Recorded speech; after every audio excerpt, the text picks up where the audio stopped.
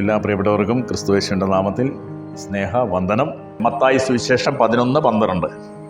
യോഹന്നാൻ സ്നാപകന്റെ നാള് മുതൽ ഇന്നേ വരെ ദൈവരാജ്യത്തെ ബലാത്കാരം ചെയ്യുന്നു, ബലാത്കാരികൾ അതിനെ പിടിച്ചടക്കുന്നു. എന്താണ് യേശു പറഞ്ഞ വാക്കാണ് മത്തായി 11:12 നമ്മൾ വായിച്ചത്. യോഹന്നാൻ സ്നാപകന്റെ നാൾ മുതൽ ഇന്ന് വരെ ഇപ്പൊ ഈ പ്രസംഗിക്കുന്ന ഇന്ന് വരെ ദൈവരാജ്യം ബലാത്കാരം ചെയ്യുന്നു, ബലാത്കാരികൾ അതിനെ പിടിച്ച് അടക്കുന്നു. അപ്പൊ ദൈവരാജ്യത്തിലെ നന്മകൾ നമ്മൾ ഇന്ന് ചിന്തിക്കുന്നതാ.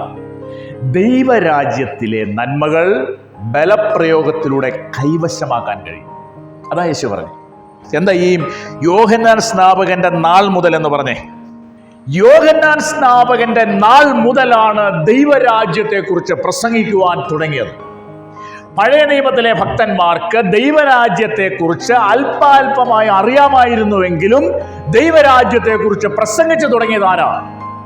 യോഹന്നാൻ സ്നാപകനാണ്. യോഹന്നാൻ സ്നാപകൻ പ്രസംഗിച്ചു, ദൈവരാജ്യം സമീപിച്ചിരിക്കുന്നു, ആകയാൽ മാനസാന്തരപ്പെട്ട് സുവിശേഷത്തിൽ വിശ്വസിപ്പിൻ. അപ്പൊ ദൈവരാജ്യം പ്രസംഗിച്ചു തുടങ്ങിയ ആളാണ് സ്നാപക യോഹന്നാൻ. അതുകൊണ്ടാണ് യേശു പറഞ്ഞേ, യോഹന്നാൻ സ്നാപകന്റെ നാൾ മുതൽ ഇന്ന് വരെ, ഇപ്പം നമ്മൾ ഈ പ്രസംഗിക്കുന്ന ഈ നിമിഷം വരെ ദൈവരാജ്യം ബലാത്കാരം ചെയ്യുന്നു. ബലപ്രയോഗത്തിലൂടെ ദൈവരാജ്യത്തിന്റെ നന്മകൾ പ്രാപിക്കാമെന്നാണ് പറഞ്ഞത്. ആ ബലമാണ് ഫെയ്ത്ത്. വേദപുസ്തകത്തിലെ ഏത് ചരിത്രം എടുത്താലും അതിന്റെ പ്രിൻസിപ്പിൾ അതാണ്. നിങ്ങൾക്ക് ഒന്നാമത് ലൂക്കോസ് എഴുതിയ സുവിശേഷം 7-ാം അധ്യായം 2-ാം വാക്യം വായിച്ച്. അവിടെ ഒരു ശതാധിപന് പ്രിയനായ ദാസൻ ദീനം പിടിച്ച് മരിപ്പാറായിരുന്നു. 6, 7, 9 അതോടെ വായിക്കണം. യേശു അവരോട് കൂടെ പോയി വീടിനോട് അടുപ്പാറായപ്പോൾ ശതാധിപൻ സ്നേഹിതന്മാരെ അവന്റെ അടുക്കൽ അയച്ചു. കർത്താവെ, പ്രയാസപ്പെടേണ്ട, നീ എൻ്റെ പുരയ്ക്കകത്തു വരുവാൻ ഞാൻ പോരാത്തവൻ. അതുകൊണ്ട് നിന്റെ അടുക്കൽ വരുവാൻ ഞാൻ യോഗ്യനെന്ന് എനിക്ക് തോന്നിയിട്ടില്ല. ഒരു വാക്ക് കൽപ്പിച്ചാൽ എൻ്റെ ബാല്യക്കാരന് സൗഖ്യം വരും. ഞാനും അധികാരത്തിന് കീഴ്പ്പെട്ട മനുഷ്യൻ, എൻ്റെ കീഴിൽ പടയാളികളുണ്ട്. ഒരുവനോട് പോക എന്ന് പറഞ്ഞാൽ അവൻ പോകുന്നു, മറ്റൊരുവനോട് വരിക എന്ന് പറഞ്ഞാൽ അവൻ വരുന്നു. എൻ്റെ ദാസനോട് ഇത് ചെയ്യുക എന്ന് പറഞ്ഞാൽ അവൻ ചെയ്യുന്നു എന്ന് പറയിച്ചു. യേശു അത് കേട്ടിട്ട് അവങ്കൽ ആശ്ചര്യപ്പെട്ടു തിരിഞ്ഞു നോക്കി അനുഗമിക്കുന്ന കൂട്ടത്തോട്, ഇസ്രയേലിൽ കൂടി ഇങ്ങനെയുള്ള വിശ്വാസം ഞാൻ കണ്ടിട്ടില്ല എന്ന് ഞാൻ നിങ്ങളോട് പറയുന്നു എന്ന് പറഞ്ഞു. ഒരു സെഞ്ചൂറിയൻ, ഒരു ശതാധിപൻ യേശുവിന്റെ അടുക്കൽ വന്നു. അവൻ യഹൂദനല്ല, അവൻ പുറംജാതിക്കാരനായ മനുഷ്യനാണ്. അവന് 100 പട്ടാളക്കാരുടെ അധിപനാണ്. അവൻ യേശുവിന്റെ അടുക്കൽ വന്നു. എന്താണ് അവന്റെ പ്രോബ്ലം എന്ന് ചോദിച്ചാൽ, അവന്റെ ദാസന് രോഗം വന്ന് മരിപ്പാറായി കിടക്കുന്നു. അപ്പൊ യേശുവിന്റെ അടുക്കൽ വന്നു. യേശുവിന്റെ അടുക്കൽ വന്നിട്ട് അവന് പറയുകയാണ്, സ്നേഹിതന്മാരെ ആദ്യം അയച്ചു, സഭാമൂപ്പന്മാരെ ആദ്യം അയച്ചു യേശുവിന്റെ അടുക്കലേക്ക്. അവിടെ വന്നിട്ട് അവർ പറഞ്ഞു, നീ ഇന്ന പോലെയാണ്, ദാസന് സൗഖ്യമില്ലാതിരിക്കും, മരിപ്പാറായി കിടക്കുന്നു എന്ന് പറഞ്ഞപ്പോൾ യേശു പറഞ്ഞു, ഓക്കെ, ഞാൻ വരാം. യേശു പറഞ്ഞു, ഞാൻ അവന്റെ വീട്ടിലേക്ക് വരാം എന്ന് പറഞ്ഞു. അങ്ങനെ യേശു വഴിമധ്യേ പോവുക. അങ്ങനെ പോകുന്നതായ സമയത്ത് വീടിനോട് അടുത്തപ്പോൾ അവൻ സ്നേഹിതന്മാരെ അയച്ചിട്ട് അവർ അവന്റെ അടുക്കൽ, യേശുവിന്റെ അടുക്കൽ വന്നിട്ട് പറയുകയാണ്. എന്താണ് അവൻ പറയുന്നത്? കർത്താവിനെ പ്രയാസപ്പെടുത്തേണ്ട, കർത്താവിനെ വീട്ടിലേക്ക് വരുത്തി ബുദ്ധിമുട്ടിപ്പിക്കേണ്ട. കർത്താവിനോട് പറയുകയാണ്, കർത്താവെ, നീ എന്റെ പുരയ്ക്കകത്ത് വരുവാൻ ഞാൻ യോഗ്യനല്ല, അതിനുള്ള യോഗ്യതയൊന്നും എനിക്കില്ല. പക്ഷേ നീ എന്റെ പുരയ്ക്കകത്ത് വരണ്ട, നീ ഒരു വാക്ക് കൽപ്പിച്ചാൽ മതി, എന്റെ ദാസൻ അവിടെ സൗഖ്യമാകുമെന്ന് പറഞ്ഞു. ഇത് കേട്ടിട്ട് യേശു അവങ്കൽ ആശ്ചര്യപ്പെട്ടു. എന്നിട്ട് തന്നെ അനുഗമിക്കുന്ന യഹൂദന്മാരോട് അവരുടെ നേരെ തിരിഞ്ഞിട്ട് പറയുകയാണ്, ഇസ്രായേലിൽ കൂടി ഇങ്ങനെയുള്ള വിശ്വാസം ഞാൻ കണ്ടിട്ടില്ല എന്ന് നിങ്ങളോട് പറയാം. പരിണതഫലം എന്താ? യേശു ഈ വാക്ക് പറഞ്ഞ സമയത്ത് ദാസൻ അവിടെ സൗഖ്യമായി. അപ്പം ഇവൻ ബലാത്കാരത്താൽ അവൻ പിടിച്ചെടുത്തു. എന്താണ്? സൗഖ്യം പിടിച്ചെടുത്തു. ആ ദൈവരാജ്യത്തിന്റെ നന്മ അവൻ ബലപ്രയോഗത്തിലൂടെ പിടിച്ചടക്കി. അതിന് അവൻ ഉപയോഗിച്ച പ്രിൻസിപ്പിളാണ് പറഞ്ഞത്. എന്താണ് അവൻ ഉപയോഗിച്ച പ്രിൻസിപ്പിള്? വിശ്വാസം, ഫെയ്ത്ത്. വിശ്വാസം കൂടാതെ ദൈവത്തെ പ്രസാദിപ്പിക്കുവാൻ കഴിയില്ല. ദൈവത്തിന്റെ അടുക്കൽ വരുന്നവന് ഒരു ദൈവമുണ്ട് എന്നും തന്നെ അന്വേഷിക്കുന്നവർക്ക് പ്രതിഫലം കൊടുക്കുന്നവനാണെന്നും അറിഞ്ഞിരിക്കണം. അതിന്റെ പ്രിൻസിപ്പിൾ അതാണ്. ഞാൻ നിങ്ങളോട് പറയാം, വേദപുസ്തകത്തിലെ ഏത് ചരിത്ര സംഭവം നിങ്ങൾ എടുത്തോ, ഒരുവൻ ദൈവരാജ്യത്തിന്റെ നന്മ അവൻ അവകാശമാക്കിയിട്ടുണ്ടെങ്കിൽ, പ്രാപിച്ചിട്ടുണ്ടെങ്കിൽ, അതിന്റെ പ്രിൻസിപ്പൾ ഫെയ്ത്ത് ആണ്, വിശ്വാസമാണ്. ശതാധിപൻ പറയാ, നീ എന്റെ പുറകത്ത് വരണ്ട, നീ ഒറ്റ വാക്ക് നീ കർത്താവെ കൽപ്പിച്ചാൽ മതി, എന്റെ ദാസൻ അവിടെ സൗഖ്യം. കർത്താവ് പറഞ്ഞു, വണ്ടർഫുൾ. യേശു പറയാണ്, ഇങ്ങനെ ഒരു ഫെയ്ത്ത് തന്നെ അനുഗമിച്ച ഈ കൂട്ടത്തെ, ഈ യഹൂദന്മാര് ഭക്തന്മാരെന്ന് വിചാരിക്കുന്ന ഈ കൂട്ടത്തെ നോക്കിയിട്ട് യേശു പറയുകയാണ്, ഇത്ര വലിയ വിശ്വാസം ഞാൻ കണ്ടിട്ടില്ല. എന്താണ് അവന്റെ ഫെയ്ത്ത്? എന്താ ശതാധിപന്റെ ഫെയ്ത്ത്? എന്തായിരുന്നു? യേശുവിന്റെ അടുക്കൽ പോയാൽ യേശുവിന് എന്റെ ദാസനെ സൗഖ്യമാക്കാൻ കഴിയും, എന്റെ യേശുവിനെ വിടുവിക്കുവാൻ, എന്റെ ദാസനെ വിടുവിപ്പാൻ കഴിയും, എന്റെ യേശു അവനെ സൗഖ്യമാക്കാൻ മതിയായവനാണ് എന്നുള്ള ഫെയ്ത്ത്, വിശ്വാസം അവന്റെ അകത്തുണ്ടായി. അതാണ് അവൻ ബലാത്കാരികൾ ദൈവരാജ്യത്തിന് നന്മ ബലം പ്രയോഗിച്ച് പിടിച്ചടക്കും. രണ്ടാമത്തെ ഒരാളെ പരിചയപ്പെടുത്താം. ലൂക്കോസ് എഴുതിയ സുവിശേഷം 18-ാം അധ്യായം 35-ാം വാക്യം വായിച്ച്. അവൻ എരിഹോവിന് അടുത്തപ്പോൾ ഒരു കുരുടൻ ഇരന്നുകൊണ്ട് വഴിയരികെ ഇരുന്നിരുന്നു. 39 വായിച്ച. മുൻ നടക്കുന്നവർ അവനെ മിണ്ടാതിരിപ്പാൻ ശാസിച്ചു. അവനോ, ദാവീദ് പുത്ര, എന്നോട് കരുണ തോന്നണമേ എന്ന് ഏറ്റവും അധികം നിലവിളിച്ചു. യേശു അവനോട്, കാഴ്ച പ്രാപിക്ക, നിന്റെ വിശ്വാസം നിന്നെ രക്ഷിച്ചിരിക്കുന്നു എന്ന് പറഞ്ഞു. ഇയാളുടെ പേരാണ് ബർത്തിമായി. യേശു യെരിഹോവിലൂടെ നടന്നു പോകുന്നതായ സമയത്ത് വഴിയരികിൽ ഇരുന്നുകൊണ്ട് ഒരു മനുഷ്യൻ ഇരുന്നിരുന്നു. ബർത്തിമായി എന്നാണ് പേര്. അവന്റെ പ്രശ്നമാണ്, അവന്റെ കണ്ണിന് കാഴ്ചയില്ല, കുരുടനായ മനുഷ്യനാ, അവന് കാഴ്ചയില്ലാത്തവനാ, അവന് ആരുമില്ലാതെ അവൻ വഴിയിലിരിക്കുക. അങ്ങനെ ഇരിക്കുന്ന ആ സമയത്ത് വലിയ ആരവാരം കേട്ടു. അവിടെ വലിയ ജനം തിരക്ക് അവൻ അനുഭവപ്പെട്ടു. ശബ്ദത്തിൽ ആരവാരം കേട്ടപ്പോൾ അവൻ അടുത്തൂടെ പോയ ഒരു മനുഷ്യനെ കൈക്ക് പിടിച്ചിട്ട് ചോദിച്ചു, ഇത് എന്താണ് ഇവിടെ ഒരു ആരവാരം കേൾക്കുന്നത്? അപ്പോൾ അവൻ പറഞ്ഞു, ഇതിലെ നസറേയനായ യേശു ഇതിലെ കടന്നു പോകുന്നു എന്ന് പറഞ്ഞു.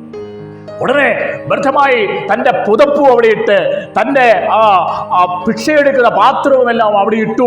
അവൻ ഉറക്കെ വിളിച്ചു. എന്താ വിളിച്ചേ? നസറേയനായ യേശുവേ, ദാവീദ് പുത്ര, എന്നോട് കരുണയുണ്ടാകണമേ എന്ന് ഉറക്കെ വിളിച്ചു. മുന്നടക്കുന്നവർ അവനെ എന്ത് ചെയ്തു? മിണ്ടാതിരിപ്പാൻ ശാസിച്ചു. മനസ്സിലാകുന്നോ? ഈ മുന്നടക്കുന്ന ആളുകളുണ്ട്. യേശുവിന്റെ മുമ്പിലാണ് ഞങ്ങൾ നടക്കുന്നത് തോന്നും. അവർക്കങ്ങ് തോന്നുവാ സ്വയം. അവരെന്ത് ചെയ്തു? അവർ അവനെ മിണ്ടാതിരിപ്പാൻ ശാസിച്ചു. അവൻ എന്ത് ചെയ്തു? അവൻ കൂടുതൽ ഉറക്കെ അത്യുച്ചത്തിൽ വിളിച്ചു, ദാവീദ് പുത്ര, നസറേയനായ യേശുവേ, എന്നോട് കരുണയുണ്ടാകണമേ എന്ന് വിളിച്ചു. യേശു അവന്റെ വിളിയുടെ മുമ്പിൽ നിന്നു. ഈ മുൻ നടക്കുന്ന അവന്മാരുണ്ടല്ലോ, അവൻ ശാസിച്ച് മിണ്ടരെന്ന് പറഞ്ഞേ അവന്മാരോട് പറഞ്ഞു, പോയി വിളിച്ചോണ്ടാം, അവനെ പോയി കൂടിക്കൊണ്ടുവരാൻ പറഞ്ഞു. യേശു വിളിക്കുന്നു, വരാൻ പറഞ്ഞു. ഇവൻ പുതപ്പ് ഇട്ട് പാത്രവും വലിച്ചെറിഞ്ഞു. യേശു ആ വിളിക്കുന്നത്.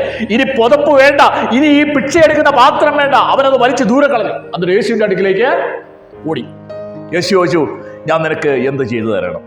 അവൻ പറഞ്ഞു, എനിക്ക് കാഴ്ച വേണമെന്ന് പറഞ്ഞു. യേശു അവനോട്, കാഴ്ച പ്രാപിക്കാം എന്നിട്ട് പറഞ്ഞ വാക്കെന്താ? നിന്റെ വിശ്വാസം നിന്നെ രക്ഷിച്ചിരിക്കുന്നു. അപ്പൊ ഈ കുരുടനായ ബർത്തിമായി അവൻ ഈ കാഴ്ച പ്രാപിക്കുവാൻ അവൻ ഉപയോഗിച്ച പ്രിൻസിപ്പിളാണ് ഫെയ്ത്ത്, വിശ്വാസം. എന്താണ് അവൻ ഉറക്കം നിലവിളിക്കാൻ അവനെ ഇടയാക്കിയത്? അവന്റെ വിശ്വാസമാണ്. എന്താണ്? യേശു ദാവീദിന്റെ പുത്രനാണ്. പഴയ നിയമ ഗ്രന്ഥങ്ങൾ അവനെ കുറിച്ചാണ് പറയുന്നത്. അവൻ അത് വായിച്ചു കേട്ടിട്ടുണ്ട്. അവൻ വരുമ്പോൾ കുരുടന്മാർക്ക് കാഴ്ച കൊടുക്കുമെന്ന് അവൻ കേട്ടിട്ടുണ്ട്. ന്യായശാസ്ത്രിമാർ വായിച്ച് പഠിപ്പിച്ചിട്ടുണ്ട്. അവൻ അത് കേട്ടിട്ടുണ്ട്. അവൻ വെയിറ്റ് ചെയ്തു.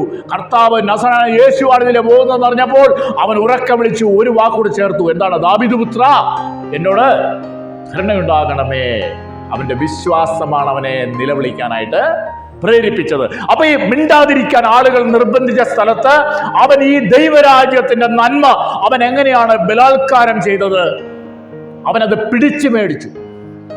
അതാ യേശു പറഞ്ഞേ, യോഹന്നാന്റെ നാൾ മുതൽ ബലാത്കാരികൾ അതിനെ പിടിച്ചടക്കും. ഇവൻ ബലത്തോടെ പിടിച്ചടക്കി. മിണ്ടാതിരിക്കാൻ പറഞ്ഞു, പക്ഷെ അവൻ ഉറക്കെ വിളിച്ചു. അവൻ ബലത്തോടെ പിടിച്ചടക്കി. അതിനവൻ ഉപയോഗിച്ച പ്രിൻസിപ്പിളാണ് നമ്മൾ പഠിക്കുന്നത്. എന്താണ് പ്രിൻസിപ്പിൾ? 42-ാം വാക്യത്തിൽ യേശു പറഞ്ഞു, കാഴ്ച പ്രാപിക്ക, നീ പിടിച്ചു മേടിച്ച കാഴ്ച പ്രാപിക്ക, നിന്റെ വിശ്വാസം നിന്നെ രക്ഷിച്ചിരിക്കും. നമ്മുടെ അകത്ത് വിശ്വാസം നിറയണം. നമ്മുടെ സഭ വിശ്വാസത്തിൽ വളരണം, വിശ്വാസത്തിൽ ശക്തിപ്പെടണം. നമ്മൾ ഇറങ്ങി പുറപ്പെട്ടത് എന്തിനാ? നമ്മൾ എന്തിനാണ് ഈ കറുത്ത ബൈൻഡുള്ള പുസ്തകവും എടുത്തുകൊണ്ട് നമ്മൾ സമുദായം വിട്ടുപോകുന്നത്? ഈ സത്യത്തിന് വേണ്ടിയാണ്. അതിനുവേണ്ടി ഉറച്ചു നിൽക്കുവാനായിട്ട് ചിലത് പിടിച്ചു മേടിക്കാം. ബർത്തിമായുടെ വിശ്വാസം എന്തായിരുന്നു നിങ്ങൾ ചിന്തിച്ചേ? ബർത്തിമായുടെ വിശ്വാസം, യേശു വരുമ്പോൾ, നസറനായ യേശുവാണ് ദാവീദിന്റെ പുത്രൻ, ഇവനെക്കുറിച്ചാണ് പഴയ നിയമങ്ങളിൽ, സങ്കീർത്തനങ്ങളിലും ന്യായപ്രമാണ പുസ്തകങ്ങളിലും പ്രവാചക പുസ്തകങ്ങളിലും ഇവനെക്കുറിച്ചാണ് പറഞ്ഞിരിക്കുന്നത്. ഇവൻ വരുമ്പോൾ അവൻ ബദ്ധന്മാർക്ക് വിടുതലും കുരുടന്മാർക്ക് കാഴ്ചയും കൊടുക്കുമെന്നുള്ള ഫെയ്ത്ത്, അവൻ അതിനുവേണ്ടി വെയിറ്റ് ചെയ്തു. യേശു വന്നപ്പോൾ ആ പ്രിൻസിപ്പിൾ അവൻ ഉപയോഗിച്ചു. ബലം പ്രയോഗിച്ചവൻ, അവൻ ദൈവരാജ്യത്തിന്റെ നന്മ ബലപ്രയോഗത്തിലൂടെ പിടിച്ചടക്കി. ഇതാ വിശ്വാസം. മത്തായി സുവിശേഷം 15:21 വായിച്ച് മൂന്നാമത്തെ ആളെ പരിചയപ്പെടും.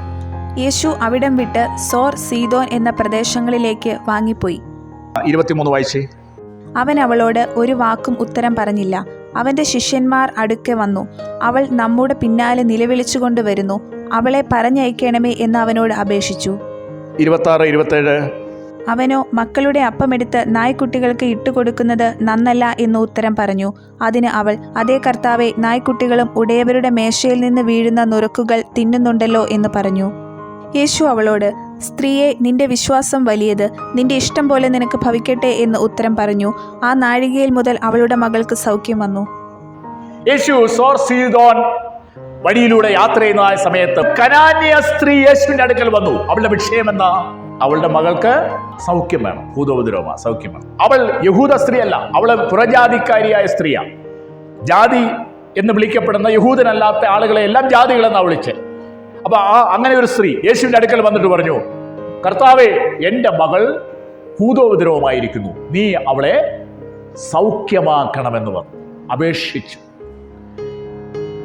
യേശു ഒരു മറുപടിയും കൊടുത്തില്ല. 23 വാക്യത്തിൽ നോക്കിയേ, ഒരു വാക്കും യേശു എന്ത് ചെയ്തില്ല? ഈ അപേക്ഷിക്കുക. ഇവൾ പിന്നെയും പുറകെ ചെന്ന് ശല്യം ചെയ്തു. ഇവൾ പിന്നെയും പുറകെ ചെന്നപ്പോൾ ശിഷ്യന്മാര് പറഞ്ഞു, കർത്താവേ, ഇതേ അവള് പിന്നെയും ശല്യം ചെയ്തുകൊണ്ട് പുറകെ വരിക, നീ എന്തേലും ഒന്ന് പറ എന്ന് പറഞ്ഞു, നീ എന്തേലും ഒന്ന് ചെയ്യെന്ന് പറഞ്ഞു. ഉടനെ യേശു എന്താ പറഞ്ഞേ? ആദ്യം ഒന്ന് അപമാനിച്ചു. യേശുവിൻ്റെ അടുക്കൽ ചെന്നു, എൻ്റെ മകൾക്ക് അവളുടെ അവസ്ഥയൊന്ന് ഓർത്തു നോക്കി. അവളുടെ മകള് ഭൂതോദരവുമായിട്ട് വീട്ടിൽ കിടക്കുക. യേശു സൗഖ്യമാക്കാൻ കഴിവുള്ളവളാണെന്ന് ഇവനറിയാം. അവൾ യേശുവിൻ്റെ അടുക്ക വന്നിട്ട് പറഞ്ഞു, കർത്താവേ, നീ പറഞ്ഞു എൻ്റെ മകളെ ഒന്ന് സൗഖ്യമാക്കണം എന്ന് പറഞ്ഞു. യേശു മൈൻഡ് ചെയ്തില്ല. എൻ്റെ സ്വഭാവത്തിനാണ് ഞാൻ പിന്നെ പോയില്ല. രണ്ടാമത് അവൾ പിന്നെയും വാവിട്ട് നിലവിളിച്ച് യേശുവിൻ്റെ പുറകെ പോയി. അന്നേരം എന്നാ പറഞ്ഞേ? അന്നേരം വീണ്ടും അവമാനിക്കുക. എന്താ അവമാനിച്ചേ? മക്കളുടെ അപ്പം എടുത്ത് നായ്ക്കുട്ടികൾക്ക് കൊടുക്കുന്നത് ഉചിതമല്ലെന്ന് പറഞ്ഞു. അപ്പൊ ഇവളെ എന്തോന്ന് വിളിച്ചു? ഇവളെ ആരെന്നാ വിളിച്ചേ? മക്കളെന്നാണോ നായെന്നാണോ വിളിച്ചേ? ഇവളെ വിളിച്ചേ രണ്ടാമതും അവമാനിച്ചു. ഞാനാണെ പടിയ വിട്ടിയല്ല. അവള് വിട്ടില്ല. അവൾ എന്ത് ചെയ്തു? അവള് പിന്നെയും യേശുവിന്റെ അടുക്കൽ വന്നിട്ട് പറഞ്ഞു, കർത്താവേ, നീ സൗഖ്യമാക്കിയേ പറ്റുകയുള്ളൂ, എൻ്റെ മകൾ അവിടെ ഭൂതോപദ്രവമായി കിടക്കുക, നിനക്ക് മാത്രമേ അവളെ സൗഖ്യമാക്കാൻ കഴിയുകയുള്ളൂ എന്ന് പറഞ്ഞു. അങ്ങനെ പറഞ്ഞപ്പോൾ യേശു അവളുടെ നേരെ തിരിഞ്ഞിട്ട് അവളോട് പറയുക, സ്ത്രീയെ, നിന്റെ വിശ്വാസം വലിയത്, നിന്റെ ഇഷ്ടം പോലെ നിനക്ക് ഭവിക്കട്ടെ എന്ന് പറഞ്ഞു. ആ നിമിഷം അവിടെ അവളുടെ മകള് സൗഖ്യമായി. ഈ യഹൂദ സ്ത്രീ അല്ലാത്ത പുറജാതിക്കാരിയായ, ഒരിക്കലും യഹൂദന്റെ അടുക്കൽ വരുവാൻ യോഗ്യതയില്ലാത്ത പുറജാതി നായ്ക്ക് തുല്യമായിരിക്കുന്ന ആ സ്ത്രീ യേശുവിന്റെ അടുക്കൽ വന്നിട്ട്, ഈ ദൈവരാജ്യത്തിന്റെ അടുക്കൽ വരാൻ കഴിയാത്ത അവൾക്ക് ഈ ദൈവരാജ്യത്തിന്റെ അനുഗ്രഹത്തെ അവൾ ബലാത്കാരം ചെയ്തു. അവൾ ബലം പ്രയോഗിച്ച് പിടിച്ചടക്കി. അതിനവൾ ഉപയോഗിച്ചത് എന്താ? പ്രിൻസിപ്പിൾ എന്താ? ഫെയ്ത്ത്. യേശു മുട്ടുകുത്തി. യേശു പറഞ്ഞു, സ്ത്രീയെ, നിന്റെ വിശ്വാസം വലിയത്, പൊക്കോ, നിന്റെ ഇഷ്ടം എന്താണോ അതുപോലെ ഭാവിക്കട്ടെ. അവളെ പിടിച്ചു മേടിച്ചു. അവളെ ബലാത്കാരം ചെയ്തു. അവളെ എത്ര പ്രാവശ്യം ആക്ഷേപിച്ച് പറഞ്ഞയച്ചു, പിന്തിരിപ്പിക്കാൻ ശ്രമിച്ചു. അവൾ ചെയ്തില്ല. അവൾ മുട്ടിക്കൊണ്ടിരുന്നു. അവൾ നിരന്തരമായി അസഹിഷ്ണുതപ്പെടുത്തി. അവൾ ഇങ്ങനെ മുട്ടിക്കൊണ്ടിരുന്നു. അങ്ങനെ ചില കാര്യങ്ങൾ ഫെയ്ത്ത് നമ്മൾ ചോദിക്കുമ്പോൾ ചിലപ്പോൾ അപ്പം കിട്ടിയില്ലെന്ന് വരും. രാവിലെ 10 മണിക്ക് ചോദിച്ചു, 10:30 നോക്കി കിട്ടിയോ എന്ന്, കിട്ടിയില്ല. അങ്ങനെ കിട്ടത്തൊന്നുമില്ല. മുട്ടിക്കൊണ്ടിരിക്കണം. മടുത്തു പോകാതെ പ്രാർത്ഥിപ്പിൻ. മുട്ടിക്കൊണ്ടിരിക്കണം. മുട്ടുവിൻ, എന്നാൽ നിങ്ങൾക്ക് തുറക്കപ്പെടും. അന്വേഷിപ്പിൻ, നിങ്ങൾ കണ്ടെത്തും. അവളെ മുട്ടിക്കൊണ്ടിരുന്നു. ബലപ്രയോഗിച്ച് അവൾ വാങ്ങിച്ചു. അതിന് സഹിഷ്ണുത ആവശ്യമാണ്. പ്രാർത്ഥിച്ചു. രാവിലെ വൈകിട്ട് 9 മണിക്ക് പ്രാർത്ഥിച്ചു. ആമേൻ പറഞ്ഞു. 9:30 നോക്കി കിട്ടിയോ എന്ന്, കിട്ടിയില്ല. ഇവളുടെ ആവശ്യത്തെ കർത്താവിനോട് അറിയിച്ചു. അവൾ സഹിഷ്ണുതയോടെ കാത്തിരുന്നു. അവൾ മുട്ടിക്കൊണ്ടിരുന്നു. അവൾ അത് അവകാശമാക്കി. അവൾ ബലാത്കാരം ചെയ്ത് ആ നന്മ അവൾ പ്രാപിച്ചു. ബലം പ്രയോഗിച്ച് മേടിച്ചു. അതിന്റെ പ്രിൻസിപ്പിളാണ്, അതിനുപയോഗിച്ച പ്രിൻസിപ്പിൾ ഫെയ്ത്ത്.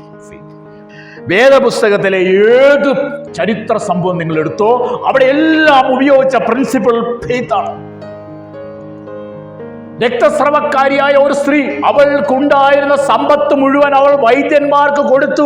അവൾ ആകെ വിവശയായി. അവൾ യേശുവിന്റെ അടുക്കലേക്ക് പോവുക. അവൾക്ക് ഒറ്റ കാര്യം അറിയായിരുന്നു. അവളുടെ ഉള്ളിൽ വിശ്വാസത്തിന്റെ 2 ഘടകങ്ങൾ ഉണ്ടായിരുന്നു. ഒരു ആശ, ഒരു ഉറപ്പ്. ആളുകളുടെ ഇടയിലൂടെ അവൾ തിരക്കി അവൾ യേശുവിന്റെ അടുക്കൽ ചെന്നു. അവന്റെ വസ്ത്രത്തിന്റെ തൊങ്ങലിലെങ്കിലും തൊട്ടാൽ എന്റെ രോഗത്തിന് സൗഖ്യമുണ്ടാകുമെന്നുള്ള ഫെയ്ത്ത് അവൾ പോയി തൊട്ടു. യേശു തിരിഞ്ഞ്, ആരാണ് എന്നെ തൊട്ടത് എന്ന് ചോദിച്ചു. ശിഷ്യന്മാര് പറഞ്ഞു, ഈ ആളുകളെല്ലാം തിങ്ങി നിൽക്കുന്നിടത്ത് ആര് തൊട്ടു എന്ന് ചോദിച്ചതിന് എന്താ പ്രസക്തി? അല്ല, യേശു പറഞ്ഞു, ആരോ എന്നെ വിശ്വാസത്തോടെ തൊട്ടു, എന്നിൽ നിന്ന് ശക്തി പുറപ്പെട്ടു. അവൾക്ക് മിണ്ടാതിരിപ്പാൻ കഴിഞ്ഞില്ല. യേശു അവളോട് പറഞ്ഞു, സ്ത്രീയെ, നിന്റെ വിശ്വാസം നിന്നെ രക്ഷിച്ചു. അവളത് പിടിച്ചെടുത്തു. യോഹന്നാൻ സ്നാപകന്റെ നാൾ മുതൽ ദൈവരാജ്യത്തിന്റെ നന്മ ബലാത്കാരികൾ ബലപ്രയോഗിച്ച് വാങ്ങും, പിടിച്ചെടുക്കും. അപ്പൊ ഈ ദൈവിക നന്മകൾ പ്രാപിക്കണമെങ്കിൽ അതിന്റെ കോമൺ ഫാക്ട് എന്ന് പറയുന്നത് ഫെയ്ത്താണ്. 4-ാമതൊരാളെ കാണിക്കുക. ലൂക്കോസ് 1:45 എടുത്തേ. ലൂക്കോസ് 1:45. കർത്താവ് തന്നോട് അരുളി ചെയ്തത് നിവൃത്തിയാകുമെന്ന് വിശ്വസിച്ചവൾ ഭാഗ്യവതി. ആ കൂട്ടത്തിൽ നിങ്ങളുണ്ടോ? എന്താണ്? കർത്താവ് എന്നോട് അരുളി ചെയ്തത് നിവൃത്തിയാകുമെന്ന് വിശ്വസിച്ച അവൾ ഭാഗ്യവതി. എലിസബത്ത് മറിയയോട് പറഞ്ഞതാണ്. ഇവിടെ എന്താണ് മറിയയോട് പറഞ്ഞത്? ഹെബ്രിയേൽ ദൂതൻ മറിയയുടെ അടുക്കൽ വന്നു. മറിയയുടെ അടുക്കൽ വന്നിട്ട് അവളോട് പറഞ്ഞു. എന്താ പറഞ്ഞേ? നീ ഗർഭം ധരിച്ച് ഒരു മകനെ പ്രസവിക്കും, അവനെ യേശു എന്ന്. അപ്പൊ അവൾ ചോദിച്ചു, ഇതെന്തൊരു ഗുഡ് മോർണിംഗ്, ഇതെന്തൊരു വണ്ടർഫുൾ, ഇതെങ്ങനെ സംഭവിക്കും? ഇതെങ്ങനെ സംഭവിക്കും? ദൂതൻ പറഞ്ഞു, നീ പരിശുദ്ധാത്മാവിനാൽ. ഇത് പറഞ്ഞപ്പോൾ ആ ദൈവിക വാഗ്ദത്തം എന്റെ മേൽ വന്ന ദൈവിക വാഗ്ദത്തം എന്നിൽ നിറവേറുമെന്ന് അവൾ അത് വിശ്വസിച്ചപ്പോൾ, നീ ഭാഗ്യവതിയാ. മറിയെ പോലെ ഭാഗ്യവതി ആരാ ഉള്ളത്? മറിയ ഭാഗ്യവതിയാണ്. അവളെന്നും ഭാഗ്യവതി എന്ന് വിളിക്കുന്നു. എന്താ അതിന്റെ കാരണം? കർത്താവ് അരുളി ചെയ്തത് അങ്ങനെ തന്നെ നിവൃത്തിയാകുമെന്ന് അവൾ വിശ്വസിച്ചു. ഇനി ചുരുങ്ങിയ സമയം കൊണ്ട് മറുവശവും പറയാം. അവിശ്വാസത്തിന് വില കൊടുത്ത ഒരു 1, 2, 3 പേരെ കാണിക്കാം. സമയത്തിന് ഉള്ളിൽ നിർത്തുന്നുകൊണ്ട് ഒത്തിരി പേരുണ്ട്. അവിശ്വാസത്തിന് വില കൊടുക്കേണ്ടി വരും. വിശ്വാസം നിനക്ക് നന്മ കൊണ്ട് തരുമെങ്കിൽ നിന്റെ അവിശ്വാസത്തിന് നീ വില കെട്ടേണ്ടി വരും. ലൂക്കോസിന്റെ സുവിശേഷം തന്നെ 1-ാം അധ്യായം 20-ാം വാക്യം. തക്ക സമയത്ത് നിവർത്തി വരുവാനുള്ള എൻ്റെ ഈ വാക്ക് വിശ്വസിക്കായക കൊണ്ട് അത് സംഭവിക്കും വരെ നീ സംസാരിപ്പാൻ കഴിയാതെ മൗനമായിരിക്കും എന്ന് ഉത്തരം പറഞ്ഞു. സെക്കരിയാവ് പുരോഹിതനാണ്.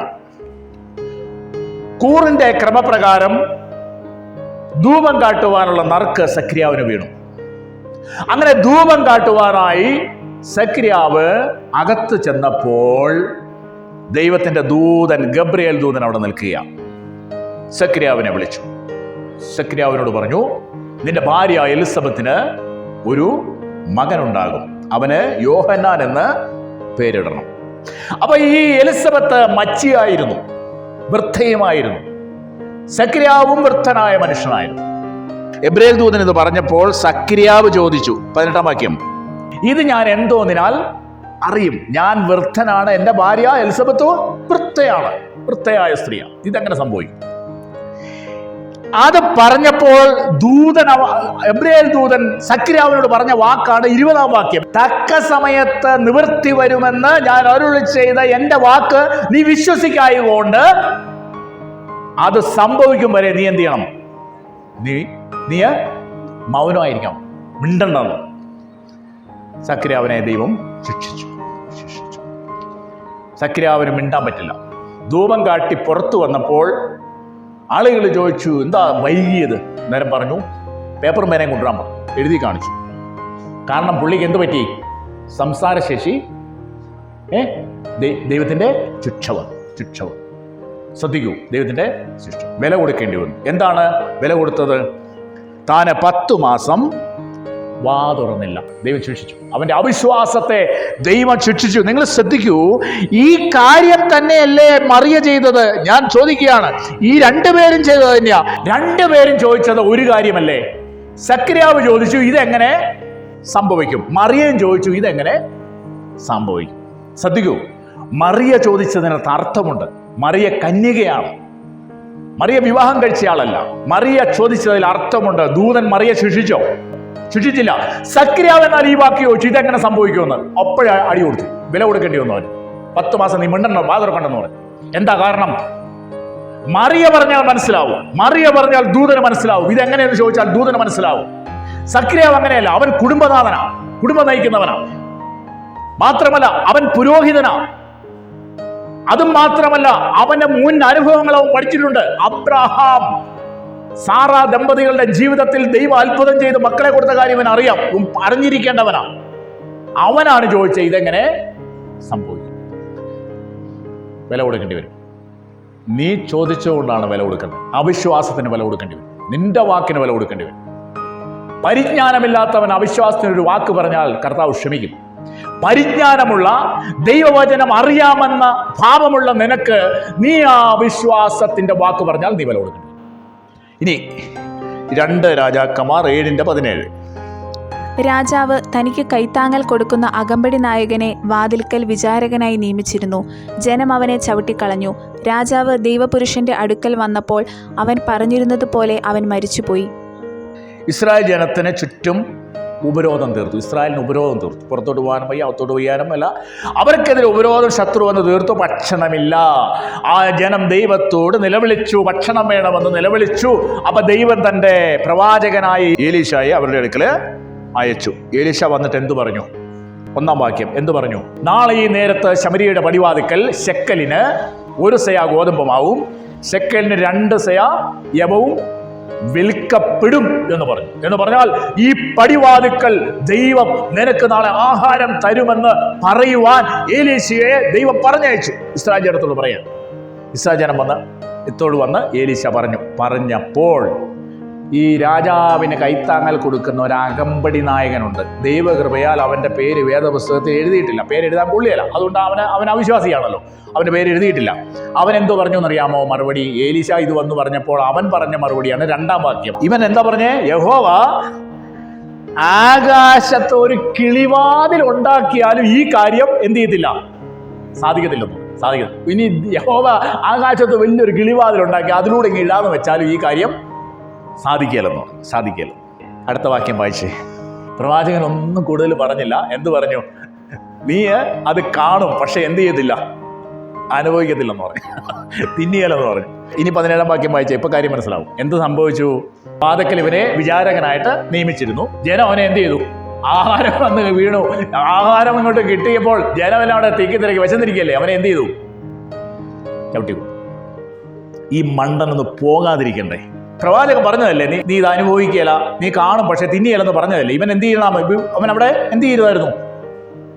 പോകരുതായിരുന്നു.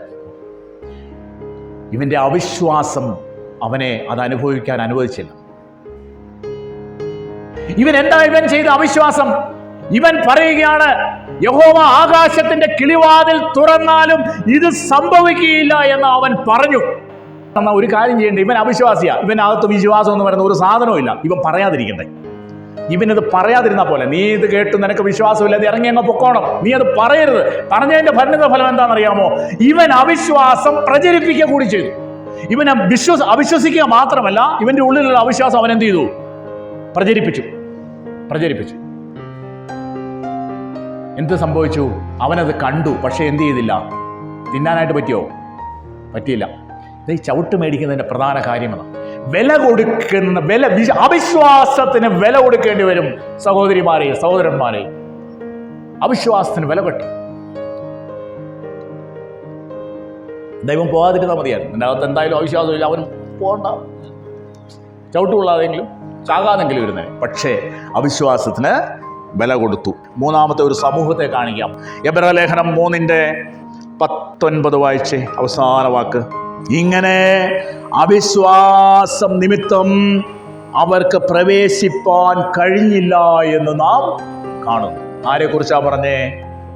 ഇസ്രായേൽ ജനത്തെക്കുറിച്ച്. മരുഭൂമിയിലൂടെ യാത്ര ചെയ്ത ആളുകൾ, അവരുടെ അവിശ്വാസ നിമിത്തം കനാനിൽ അവർക്ക് പ്രവേശിപ്പാൻ കഴിഞ്ഞില്ല. പ്രവേശിച്ചത് 2 പേരേ ഉള്ളൂ. ആരൊക്കെയാ? ജോഷുവയും കാലേബും. ബാക്കി മുഴുവൻ മരുഭൂമിയിൽ പട്ടുപോയി, ശത്രുവിന്റെ കയ്യിൽ ഏൽപ്പിക്കപ്പെട്ടു, അവിടെ കുഴിച്ചിടപ്പെട്ടു. അവരുടെ അവിശ്വാസത്താൽ അവർക്ക് എന്തുകൊണ്ടാണ് പ്രവേശിക്കാൻ കഴിയാതെ പോയ ഈ സമൂഹത്തിന്? അവരുടെ അവിശ്വാസത്താൽ അവർക്ക് പ്രവേശിക്കാൻ കഴിഞ്ഞില്ല എന്ന് നാം കാണുന്നു.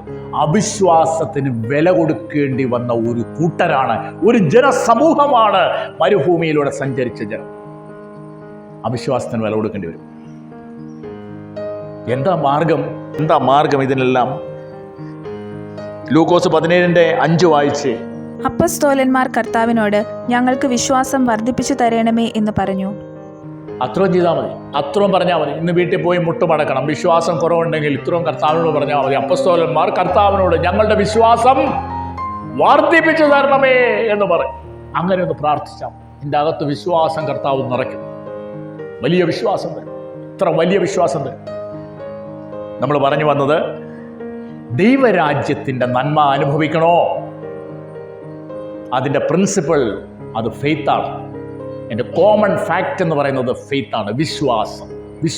ഇത്ര വലിയ വിശ്വാസം ഞാൻ കണ്ടിട്ടില്ല എന്ന് യേശു ആശ്ചര്യപ്പെട്ടു. വിശ്വാസത്തിൽ വളരുവാൻ, വിശ്വാസത്തിൽ വർദ്ധിച്ചു വരുവാൻ ഈ ദിവസങ്ങളിടയായിത്തീർന്നു.